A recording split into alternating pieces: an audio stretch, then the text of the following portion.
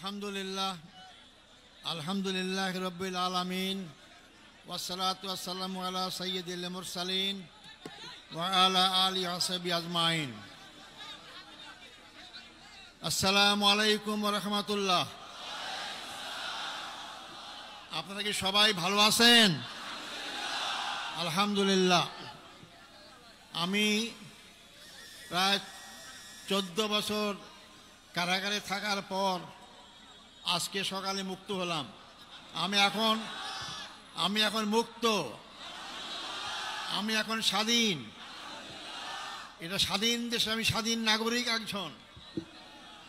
সম্মানিত ভাই ও বন্ধুগণ, যেহেতু আমরা রাস্তা বন্ধ করে এখানে সমাবেশ আয়োজন করেছি যাতে জনগণের কষ্ট না হয়, এবং আমি যেন তোমাকে নির্দেশ দিয়েছেন খুবই সংক্ষিপ্ত কথা বলার জন্য, আমি শুধু কয়েকটি বিষয় আপনাদের সামনে কথা বলবো।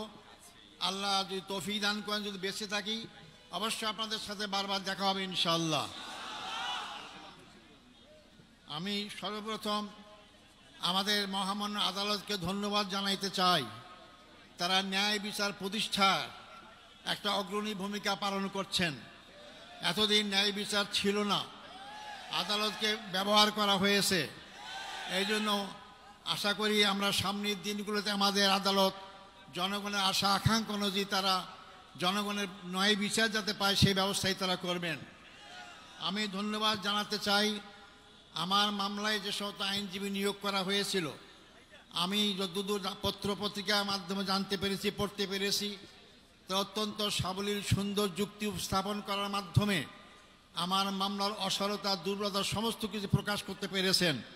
এবং আন্তর্জাতিকভাবে স্বীকৃত যে এই মামলার মাধ্যমে আমার অতীতের আগের সরকারগুলো কীভাবে নির্মমভাবে আমাদের আগের ভাইদেরকে হত্যাকাণ্ডের মাধ্যমে তাদেরকে দুনিয়া থেকে বিদায় করেছেন। সম্মানিত ভাই বন্ধুগণ, আমি এরপর ধন্যবাদ জানাতে চাই যাদের কারণে আজকে মুক্ত হওয়ার সুযোগ পেয়েছি। সেই 36শে জুলাই অর্থাৎ 5ই আগস্টের মহা বিপ্লবী নায়কদের জন্য আমি ধন্যবাদ জানাতে চাই। তাদের অক্লান্ত পরিশ্রম আন্দোলন, তাদের মাধ্যমে স্বৈরাচার ফ্যাসিস্ট সরকারের পতন হতে বাধ্য হয়েছিল। এবং সবচেয়ে আমি ধন্যবাদ জানাবো এই ক্ষেত্রে ছাত্র সমাজকে, যারা অতীতের অহংকার গর্বকে আবার প্রতিষ্ঠা করতে পেরেছেন। ছাত্র সমাজই রাজপথে নেমে রক্ত ঢেলে তারা এই 14.5 বছরের ফ্যাসিস্ট সরকারের সকল জুল অত্যাচারের বিরুদ্ধে জনগণকে সাথে নিয়ে তারা রাজপথে যে আন্দোলন গড়ে তুলেছিলেন, যার কারণে গর্ব গর্ব সব চূর্ণ হয়ে বাংলাদেশ নতুনভাবে স্বাধীনতা অর্জন করতে পেরেছে। আমি ধন্যবাদ জানাতে চাই ছাত্র, যুবক, শিক্ষক, সকল পেশাজীবী, সকল নারী পুরুষ, এমনকি শিশু বাচ্চাদেরকেও আমি দেখেছি তারা রাজপথে সেদিন নেমে এসেছিল। সবাইকে আমি ধন্যবাদ জানাতে চাই। আমি ধন্যবাদ জানাতে চাই আমাদের দেশপ্রেমিক সেনাবাহিনীকে, যারা জনগণের পক্ষ না নেওয়ার কারণেই আজকে আমরা এই অবস্থা আসতে সক্ষম হয়েছি। সম্মানিত ভাই ও বন্ধুগণ, আমি ধন্যবাদ জানাতে চাই। আমি দেখেছি, আমাকে বলেছে আমার মুক্তির জন্য আমি একজন নগণ্য ব্যক্তি, অনেকে রোজা রেখেছেন, অনেকে সিয়াম পালন করেছেন, অনেকে মানত করেছেন। আমি তাদেরকে ধন্যবাদ জানাতে চাই। হয়তো ওটা ইসলামী আন্দোলনকে মহব্বত করার কারণেই, ইসলামীকে ভালোবাসার কারণেই, এটা অবশ্যই তারা ধন্যবাদ পাওয়ার যোগ্য। আল্লাহ তাকে উত্তম যাজা দান করুক।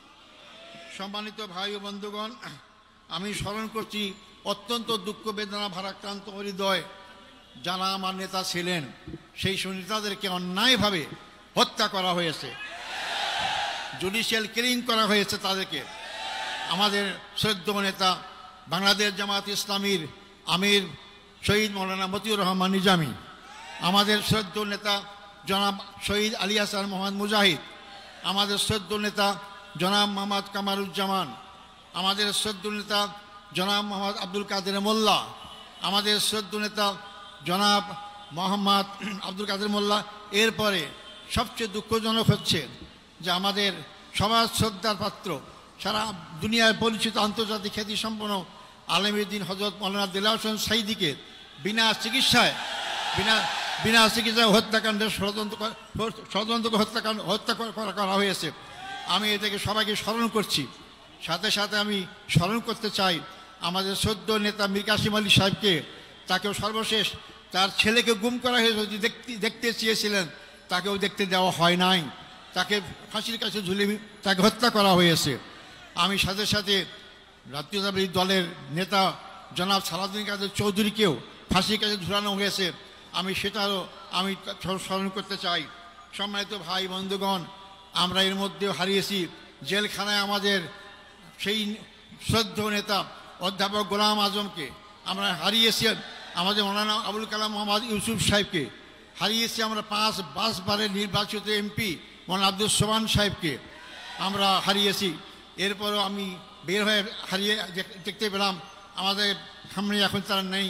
আমাদের আমিরের জামাত, এখনকার আমির জামাতের পূর্বের যে আমির জামাত ছিলেন মকবুল আহমদ সাহেব এবং নাজির আহমদ সাহেব, তার সবাইকে আমি শ্রদ্ধা স্মরণ করছি এবং তার শোক সন্তপ্ত পরিবারের সদস্য সহ সবার কাছে আমি তাদের সমবেদনা জ্ঞাপন করছি। আল্লাহ তাদের সবাইকে ধৈর্য ধারণ করে তৌফিক দান করুক। সম্মানিত ভাই ও বন্ধুগণ, আমি এই প্রসঙ্গে বলতে চাই, এই হত্যাকাণ্ডের সঙ্গে যারাই যে পর্যায়ে জড়িত সবাইকে আইনের আওতায় এসে তাদের বিচার করা হোক। এটা আমি জোর করে আবার বলতে চাই, যারাই হত্যাকাণ্ডের সাথে যেখানে যে পর্যায়ে জড়িত সবাইকে আইনের আওতায় নিয়ে এসে তাদেরকে বিচার করা হোক। না হলে এই খারাপ সংস্কৃতি চালু থাকবে, এখান থেকে বেরিয়ে আসতে হবে আমাদেরকে। সম্মানিত ভাই ও বন্ধুগণ, আমি আপনাদের কাছে অনুরোধ করতে চাই, আমার জন্য আন্তরিকভাবে দোয়া চাই আপনাদের কাছে। আমার অপরাধ কি ছিল? আমার অপরাধ ছিল ওমা নাকামু মিনহুম ইল্লা আন আইয়ুমিনু বিল্লাহিল আজিজিল হামিদ, আল্লাহর প্রতি বিশ্বাস, এটাই তো আমার অপরাধ ছিল, আর তো অপরাধ নাই। আমি তো আপনাদের কাছে দোয়া চাই যে অপরাধের কারণে ফাঁসির কাষ্ঠ থেকে আজকে আমি এদের কাছে ফুলের মালা পাচ্ছি, রশি গলা সেরে গিয়ে ফুলের মালা পাচ্ছি, আমি যেন আজীবন সেই ইসলামী আন্দোলনে আমার জীবন থাকতে, রক্তবিন্দু এক ফোঁটা থাকতে এই আন্দোলনেই যদি আমি শহীদ হিসেবে মৃত্যুবরণ করতে পারি, সে তৌফিক আপনাদের কাছে কামনা করতে চাই। আমাদেরকে সবাইকে মৃত্যুবরণ করতে হবে, মনে রাখবেন, আজ হোক কাল হোক মৃত্যুবরণ করতেই হবে, মৃত্যুর হাত থেকে বাঁচতে পারবো না। আব্দুল কাদের মোল্লা ভাই আমার আমির ছিলেন, একটা কথা আমাকে প্রায় বলতে, আজার ভাই, আমরা যেভাবে গুনাহগার, আমরা এই সব নিয়ে কাল পরকালে জান্নাত পাবো না, জান্নাত পরে একটাই মাত্র পথ, তা হচ্ছে শাহাদাত বরণ করা, তো শাহাদাতই আমাকে জান্নাত দিতে পারে। তাই যে দল, যে জাতি, যে ব্যক্তি শাহাদাত তামান্না করে এগিয়ে যায়, সেই দল, সেই জাতিকে কেউ দমাতে পারে না।